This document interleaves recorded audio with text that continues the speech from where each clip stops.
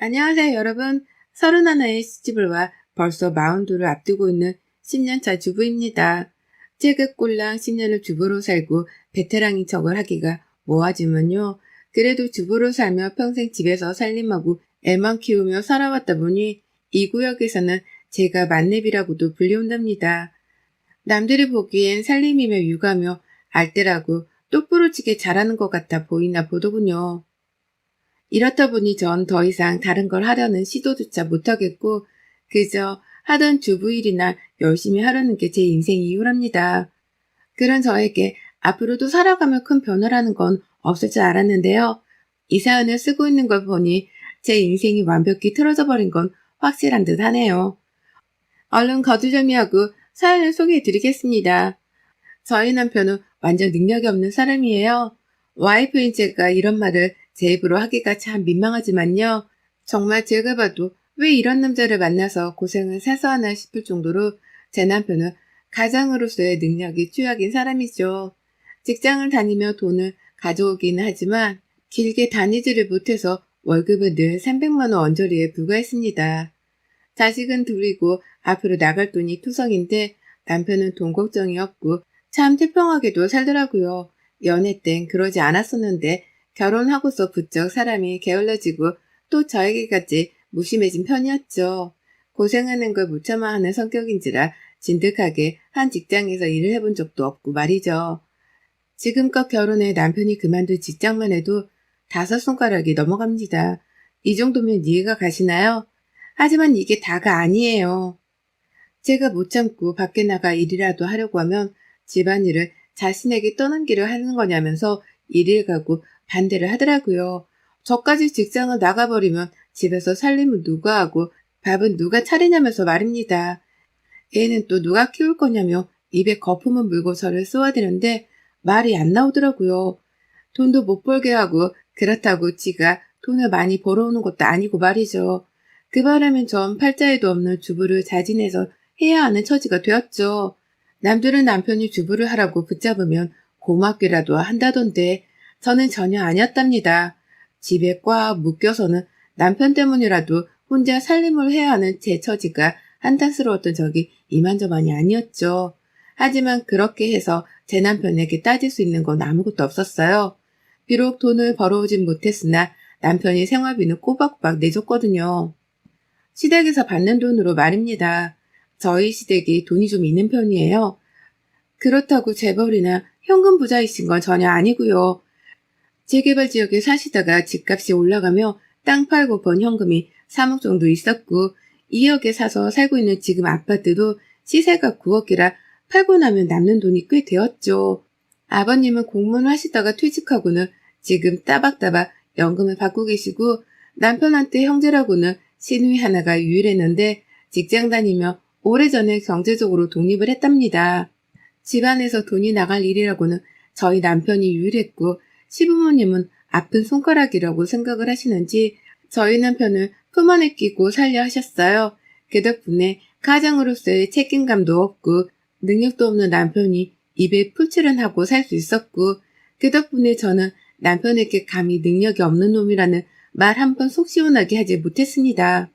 시부모님이 당장 도와줄 경제력이 있으신 것만으로도 그게 곧 남편의 능력이었으니까요. 하지만 이게 결코 다행인 일도 아니었고 쉬운 일도 아니었습니다.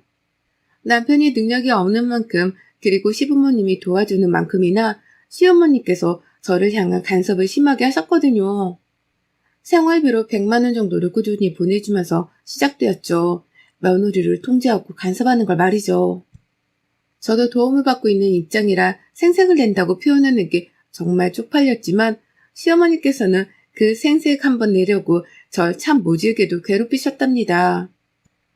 중간에 전세 계약이 만료되어 이사를 나갈 일이 있었는데 그때도 시댁 근처에 오라며 굳이 본인 돈을 더 들여서 저희를 시댁 근처의 전셋집과 계약까지 하게 만드셨어요. 집값이 너무 높아서 저희는 거들떠도 볼 수 없는 동네였는데 시어머니가 무조건 근처로 오라고 고집을 부리신 바람에 저는 또 자존심을 내려놓을 채 돈을 빌려야 했답니다. 그렇게 이사를 가서는 시어머니의 짐꾼 노릇도 하고 별짓을 다 했네요. 결혼하고 단 한 번도 마음 편하게 시어머니랑 있어 본 적도 없었고 남편이 무능한 걸 알아차리고 난 후로는 더더욱 시어머니와 거리감이 컸어요. 그런데도 어머님은 그걸 잘 아시면서도 꼭 저를 불러내셨고 서로 가까운 거리에 살고 나서부터는 더더욱 절 못 잡아먹어 안달인 것 마냥 구셨답니다. 며칠이라도 안부 연락을 못하면 생활비가 끊기고 싶냐며 돈으로 지독하기 싫이 협박까지 하시던 어머님이셨어요. 니네 친정에서 부모가 그러라고 가르쳤냐면서 제 마음에 비수를 꽂는 발언도 서슴찮게 하셨고요. 정말이지 제가 마음을 편하게 놓고 어머님을 대할래야 대할 수가 없었습니다. 늘 저는 자발적인 을이 되어야 했고 갑질을 서슴찮는 시어머니께는 감히 말대꾸 한번 제대로 해보지 못한 채 굽신거려야 했어요. 저도 자식들이 있으니 내 자식들을 챙겨야 한다는 생각에 눈 딱 감고 시어머니가 주는 생활비라도 받고자 한 거였죠. 전 결혼하고 난 후 몇 번이나 제 자존심을 쓰레기통에 던져버리곤 했답니다. 이런 저를 친정 엄마께서는 너무 불쌍해라 하셨어요. 당신이 잘못한 것도 없으셨는데 자식을 더 잘나게 키우지 못해서 결혼하고 그런 취급을 받는 게 아니냐며 자신의 탓을 하더라고요. 모든 부모가 그렇듯 엄마도 저의 불행을 자신의 불행이라 여기며 괴로워하셨던 겁니다. 기본적인 노후 준비 말고는 여윳돈도 없으신 분들이신데 엄마는 꼭 푼돈이라도 저한테 쥐어주려 하셨고요. 볼 때마다 제 얼굴, 제 몸 상태를 살피며 얼마나 시어머니께 시달렸을지에 대해서 지레짐작을 하곤 하셨어요. 살이 조금이라도 빠져있으면 고생을 많이 해서 그렇다며 저 대신 눈물까지 훔치기도 하셨고요. 제가 여러모로 제 부모님 앞에 설 면목이 없었습니다. 이런 상황만으로도 저는 불효를 하고 있는 것 같아서 정말 죄인이 된 듯 했는데요. 1년 전부터는 더욱 제 친정엄마를 향한 저의 걱정이 심해지기 시작했어요. 더 유난스레 말이죠. 경기도 지역에 살고 계셨던 저희 부모님이 1년 전 서울로 이사를 오게 되셨습니다. 저희 오빠가 여태 혼자서 결혼도 안 하고 싱글로 살고 있는데 혼자 살기 적적하다며 저희 부모님이랑 살림을 합치기로 했거든요. 그래서 저희 부모님은 경기도에 있던 자가 아파트를 팔아버리셨고 그 돈을 그대로 들고서는 서울의 오빠 집으로 넘어오셨어요. 그렇다 보니 저는 전보다 더 자주 친정 부모님을 만나뵈러 갔어요. 위치가 더 가까워지기도 했으니 아이들을 학교에 보내놓고 시간이 남을 때마다 괜히 한 번 더 찾아뵙고 싶었던 겁니다. 제 부모님이셨으니까요. 제가 찾아가면 저희 부모님도 너무나 좋아를 하셨고요. 그런데 딸 걱정에 마음 편할 날이 없긴 하셨어도 늘 웃어 보이려 노력하시던 엄마신데 언젠가부터 자주 침대 위에 누워만 계시더라고요. 몸이 힘들어 죽겠다고 하시면서 말이죠. 왜 힘들어 죽겠는지에 대해서, 왜 그렇게 몸을 혹사시킨 건지에 대해서는 죽어도 말을 안 하시고는 계속 아프다는 말만 하며 침대 위에 계셨습니다. 인기척을 해도 나와보려 하지 않으셨고 어쩌다 나오셔도 밥을 해주겠다는 말을 하며 곧장 부엌으로 들어가 버리시는 바람에 전 처음에 저한테 화가 나서 저러시나 싶었어요. 그래서 더 자주 엄마를 뵈러 집에도 찾아갔지만 엄마는 변하지 않으셨고요. 나중에서야 심각성을 알게 된 저랑 아빠가 오빠하고도 상의를 해서 여기저기 병원을 찾아다니기 시작했습니다. 엄마가 혹시 갑작스런 질병이라도 걸려 저러는 게 아닌가 싶었거든요. 안 그러던 사람이 저러면 병이 틀림없다는 생각에 지레 겁부터 먹었고 하필 서울에서 새 인생을 시작하려고 하자마자 안 좋은 일이 생겨나니 저희 가족들도 모두 다 마음이 편치 못했어요. 하지만 이런 가족들의 지극정성이 간호와 달리 엄마는 갈수록 드러누워 계시는 적이 많아졌고요. 그와 동시에 저희 가족들은 황당한 반전을 알아차리게 되었죠. 엄마가 드러누워 계시는 만큼이나 바깥 외출을 자주 하신다는 것이었습니다. 전화를 하면 네 엄마 또 나갔다. 나는 아빠의 말을 들어야 할 때가 많았던 거죠. 아빠도 외출하는 엄마한테 몇 번이고 어디 가냐 물으셨지만 엄마는 그때마다 친구를 만나러 간다는 말을 하며 정확한 대답을 회피하셨다고 하고요. 그러고는 집에 오며 꼭 힘들어 죽을 듯 몸져 누우셨고 아빠는 그 모습을 보며 결국 스스로 판단을 내리셨죠. 엄마가 치매에 걸리셨던 확실한 판단 말입니다. 가장 가까이 있던 아빠가 엄마의 치매를 의심하신 바람에 자식인 저희 남매는 당연히 아빠의 뜻을 따를 수밖에 없었고요. 결국 저희는 엄마를 치매 검사까지 시키려고 병원에 찾아갔어요. 하지만 엄마는 아무런 표정의 변화도 두려움도 없으셨어요. 마치 니들이 아무리 변명을 찾으려 해봐도 찾지 못할 거다 라고 농락이라도 하는 듯한 아리송한 표정만 지어보인 채 입을 굳게 다무셨답니다. 그러니 저희 가족들은 더욱 엄마의 상태를 불안해했고요. 저러다 진짜 큰일이 나겠다 싶어서 더 경계를 했습니다. 그러다가 오빠한테서 아주 기가 막힌 제안을 전해들었죠. 오빠가 그러더라고요. 자기 선배 어머니도 치매에 걸리셨을 때 선배가 녹음기 같은 거 넣어놓고 상태를 확인했다고 말이죠.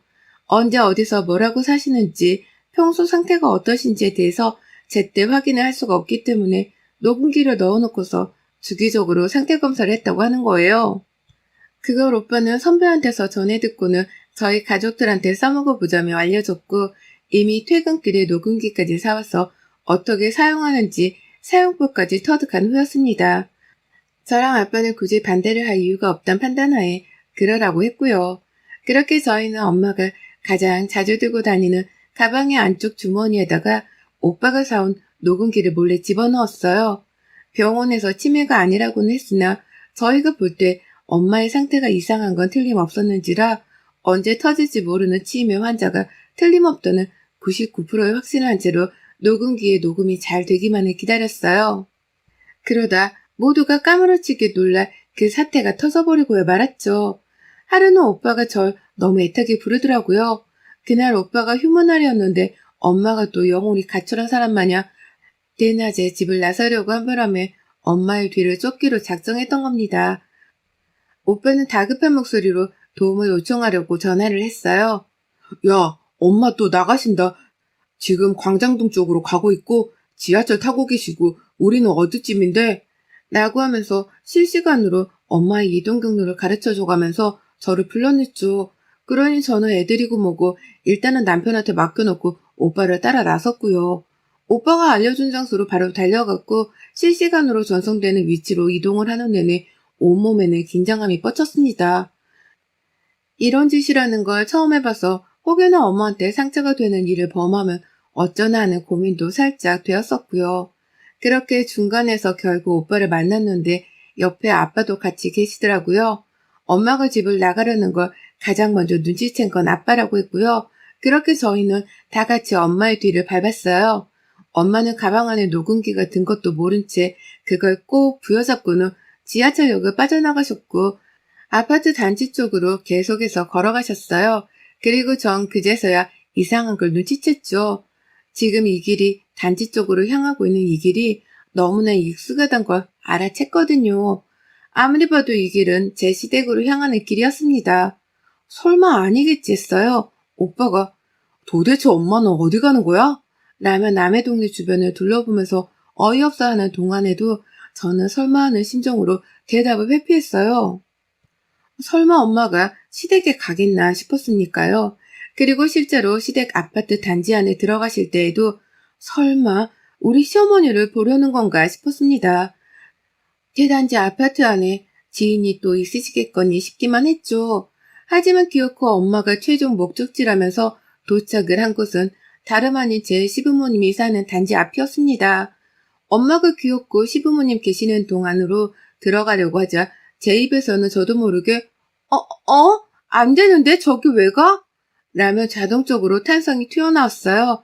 그제서야 오빠는 저기가 어딘 줄을 아냐며 저를 캠으로 보기 시작했고 제 입에서는 시댁이 여기라는 얘기가 나오자마자 아빠와 오빠가 동시다발적으로 표정을 구기기 시작했답니다. 시댁? 네 시댁? 라면서 아빠가 그제서야 모든 상황이 이해가 간다며 머리를 지끈 쥐어 싸매셨고 오빠는 말을 잊지 못한 채 저를 쳐다보더라고요. 마치 저 때문에 벌어진 일이라는 듯 원망의 표정으로 말이죠. 그리고는 오빠가 엄마를 잡아채러 달려가려 하는데 제가 붙잡았습니다. 녹음기에 뭐라도 남겨야 할 거 아니야. 라고 하면서 오빠를 말린 거죠. 그러자 오빠도 제 말이 맞다며 억지로 수긍을 한 채 엄마를 불안한 듯 지켜봤고요. 그리고 얼마 후 저희는 정말 까무러쳤습니다. 시댁 안으로 들어가는 엄마를 따라서 저는 제가 시댁 아파트 현관 비밀번호를 알고 있으니 알아서 문을 열고 들어갔어요. 가서 한참 심호흡을 하다가 시간이 더 지나기 전에 제 손으로 시대문을 두드렸고요. 시어머니는 입구에 서 있는 저의 얼굴, 그리고 저희 오빠와 아빠의 얼굴을 보자마자 귀신이라도 본 듯한 기괴한 표정을 지으며 문을 열어주려 하지도 않으셨죠. 문 뒤로 얼굴만 살짝 내빼고는 오히려 문을 걸어 잠그려고 하셨답니다. 하지만 오빠가 주도해서 시댁의 문을 열고 먼저 들어갔고요. 그제서야 시어머니가 아이고 사돈 어서 오세요. 너도 어서 와라. 라며 안 하던 환영 인사를 한 채로 저희 가족들을 맞이하셨죠. 집안에 들어가자마자 오빠는 엄마를 찾았고 막 짐을 푼 건지 엄마는 아직 외투도 벗지를 못하셨는데요. 엄마가 시댁 부엌에서 나오는 걸 보자마자 저는 불안했습니다. 설마 우리 엄마를 지금 이 시간에 불러내서는 부엌 일이라도 시키려고 하신 건가 싶어서 자동적으로 시어머니를 향해 분노의 눈초리를 날렸죠. 시어머니는 여태 저희 가족들이 왜 찾아온 건지에 대해서 무척 당황해하며 현관에서 어쩔 줄을 몰라셨고요. 그러다 시어머니가 가장 먼저 말을 꺼내더라고요. 아니, 사돈이 근처에 왔다고 해서 우리 이렇게 자주 종종 만나서 커피 한잔하고 그랬는데 사돈 어른도 오고 사돈 총각도 왔으니 다 같이 마시면 되겠네. 라고 말이죠. 그동안 엄마랑 사이좋게 커피를 나눠 마셨다는 소리를 먼저 하시길래 속으로 뻔한 거짓말이구나 확신했습니다. 그럴 인성이 못 되는 분이셨기에 그 말을 믿을 수가 없었던 거죠. 저는 더 들을 이유가 없다며 오빠한테 녹음기를 꺼내라는 눈치를 줬어요. 오빠 그거 꺼내. 그거! 라고 말이죠. 그러자 시어머니는 빠르게 저희 오빠를 향해 시선이 움직이셨고 오빠는 자동적으로 엄마 가방을 찾자마자 그 안에서 녹음기를 꺼냈습니다. 오빠는 이미 표정으로 오만 욕을 다 짓거리고 있었어요. 뭐하나 우리 엄마를 부려먹은 증거가 걸리기라도 하면 당신을 당장에 가만두지 않겠다는 듯이 결의에 찬 표정으로 머리털까지 뻗친 채로 녹음기를 눌렀습니다. 저는 바로 엄마를 부엌에서 완전히 데려나와 소파에 앉혔고요. 시어머니를 한번 홀겨보고는 녹음기를 틀었는데요. 사람 촉이란 게 정말 더럽도록 무섭더라고요. 의심했던 것이 정말 다 들어맞았습니다. 시어머니가 진짜 제 손에 죽고 싶어 환장을 하셨더라고요. 녹음기 속 내용은 가관이었어요. 엄마가 시댁에 들어오기 전이었던 아파트 현관 앞에서부터 시어머니는 사왔어? 안 사왔어? 라고 하면서 저희 엄마한테 심부름을 잘 해왔는지를 건방지게 물어봤습니다. 엄마는 다급하게 오시느라 그걸 까먹은 건지 죄송합니다. 지금이라도 사올까요? 라며 물었고요. 시어머니는 엄마의 대답이 다 끝나기도 전에 말을 잘라먹으시며 화를 내셨어요. 아유 그냥 들어와. 어느 천년에 가서 그걸 또 사와? 그럼 그렇지 정신 못 차리지?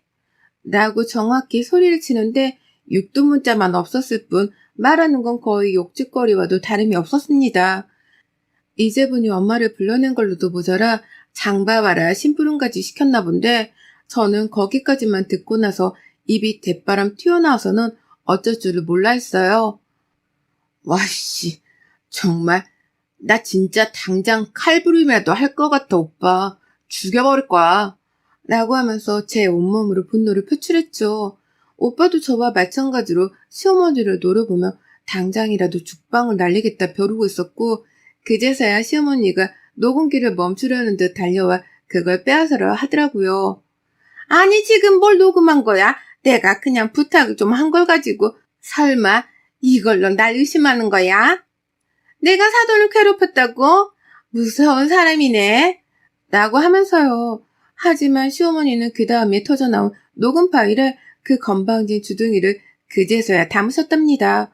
엄마가 시댁에 들어오자마자 죄송합니다 사돈 제가 까먹어서 죄송해요.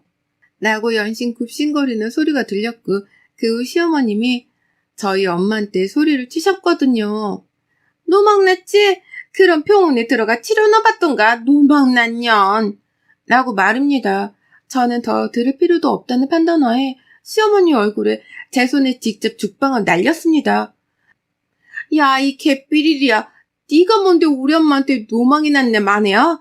지금껏 우리 엄마를 불러다가 이런 식으로 욕먹이고 부려먹은 거야? 그래서 우리 엄마가 힘들어서 드러누워만 계셨던 거고 너 내가 가만 안 둬. 이 악마 같은 년.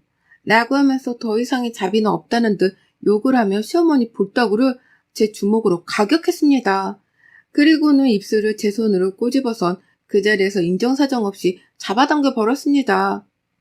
오빠는 엄마를 모시자마자 아빠한테 데리고 먼저 집에 가시라 집 밖으로 내보냈고 문을 닫고는 다시 시댁 안에 들어와선 표효를 했습니다.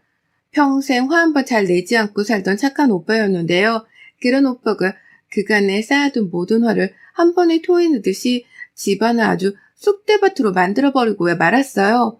현관에서부터 신발장을 열어 그 안에 쌓아둔 신발과 잡동사니들을 다 떨궈내며 소란을 피우더니만 집에 들어오자마자 거실 한복판에 있는 책장을 넘어뜨린 바람에 책장이 소파 위로 넘어지는 대참사가 벌어졌습니다.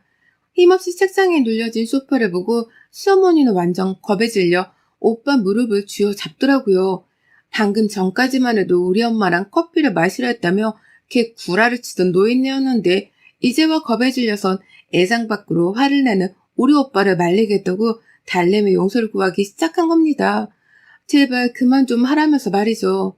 하지만 오빠는 집안을 벌써 그 꼴로 만들어 놓고도 화가 덜 풀렸다는 듯이 시어머니의 옷을 잡아 끌고서는 시댁을 나섰어요. 네, 경찰서를 가겠다고 끌고 가신 겁니다. 시어머니가 성인 남자한테 질질 끌려 아파트 밖까지 잡혀가는 동안 저는 뒤에서 시어머니의 울부짖음을 그냥 꼬시다는 표정으로 지켜보며 마저 시댁을 난장판으로 만들었습니다. 이까짓 거 그냥 신고를 당해도 벌금만 내면 그만이었고 그 벌금은 남편이 가져오는 생활비여서 제가 직접 낼 참이었거든요. 남편 돈이 시댁 돈이었으니까요. 괜히 복수심이 화가 나서는 부엌까지 들어가 시어머니의 냉장고를 박살 내버렸습니다. 시댁을 나오기 직전에 냉동실이랑 냉장고 문까지 그냥 열어두고서는 나와버렸죠. 나가보니 어머님은 오빠한테 빌기까지 하며 매달리고 계시더라고요. 하지만 저희 오빠는 한 손에 녹음기 그리고 다른 한 손은 시어머니 옷을 아주 돌돌 말아 끌어잡아 당겨선 숨도 잘 안 쉬어지게 붙들고선 경찰서까지 친히 발걸음을 했답니다. 그리고 저희 남매는 시어머니를 고소해버렸어요. 노인학대죄로 말이죠. 저희 엄마가 그간 몸져 누워 아파하던 걸 저희 가족들이 병원에 데려가면서 받은 병원 진단서만 수두룩했습니다. 치매인지 아님 죽을병이라도 걸린 건지 너무 상태가 안 좋으셨던 것들을 우려해서 병원마다 찾아다니며 병명을 찾겠다고 남긴 기록들이 한가득이었어요. 그걸 증거로만 내세워도 시어머니가 우리 엄마를 괴롭혔다는 것 정도는 쉽게 증명할 수 있었고요. 저는 이혼을 각오하고서 시어머니를 고소하는 데 동조했습니다. 그리고 그와 동시에 전 남편하고도 이혼소송을 걸었어요. 시어머니가 나도 모자라 내 친정엄마까지 몸져눕게 만든 악덕 시어머니라는 걸 이유로 대며 소송을 걸고 위자료 청구까지 했네요. 내가 지금 당장 돈 벌러 나가더라도 남편의 월급반은 금방 벌겠다면서 양육권도 챙겨오겠다고 소송을 걸었고요. 더는 소름 끼치고 불쾌해서 남편이랑은 살도 맞대고 자기 싫었습니다. 이런 종속의 것들하고는 가족으로 엮여서 애들한테 악영향을 끼치게 하고 싶지도 않았고요. 정말 하루라도 빨리 손발을 다 털고 멀리 떨어져 사는 것만이 저를 위해서 그리고 우리 엄마, 우리 애들을 위해서라도 최선의 방법이라 판단을 했네요. 오래 생각할 이유도 없었고요. 전 그렇게 시어머니를 응징하고 나자마자 신고와 동시에 이혼 소송까지 하며 홀로 설 준비를 시작했습니다. 누군가는 남편이 무슨 죄냐고 할 수도 있을 겁니다. 하지만 저는 그간 능력도 없는 놈이 시댁돈 하나 믿고선 까불어대고 가부장적으로 행동할 때마다 죽이고 싶은 적이 한둘이 아니었어요. 그렇게 꼴값도 하고 나대던 놈이었는데 그놈의 엄마라는 사람이 내 엄마를 괴롭혔다고 생각하니 더는 용서할 기회조차 주고 싶지 않았답니다. 이미 내 오빠 앞에서도 싹싹 비셨고 경찰서에서 다시 저희 엄마를 조우하자마자 또 한 차례 더 싹싹 빌며 오해였던 개소리로 사과를 하셨는데요. 저를 포함한 저희 가족들은 모두 다 시어머니한테 절대 합의 따윈 해주지 않기로 했어요. 벌금이 뒷골이만 하더라도 앞으로 시댁 돈으로 나를 위해 우리 애들 양육비 그리고 각종 위조료 금액까지 한 푼이라도 합의 없이 다 받아낼 겁니다. 가지고 있는 돈이래봤자 묶여있는 아파트 말고는 그간의 아들 생활비로 퍼주던 몇 억의 돈이 전부인 시어머니는 벌써 돈이 금방 쪼들리겠다 싶었는지 저희 엄마한테는 일일 일사과를 하고 계세요. 그간은 한 달에 100만 원씩 쥐어주며 아들 생활비를 대준다고 생색을 내셨는데 이젠 아이들 양육비까지 더해서 더 많은 돈을 쥐어주셔야 할 테니 오죽 쪼들리실까 싶네요. 그러게 가짜는 돈으로 적당히 생색을 내셨어야죠. 제가 어머님의 그 가짜는 재산 어디 한번 최선을 다해 털어드릴게요. 여러분의 생각은 댓글로 남겨주세요. 오늘도 시청해주셔서 정말 감사합니다.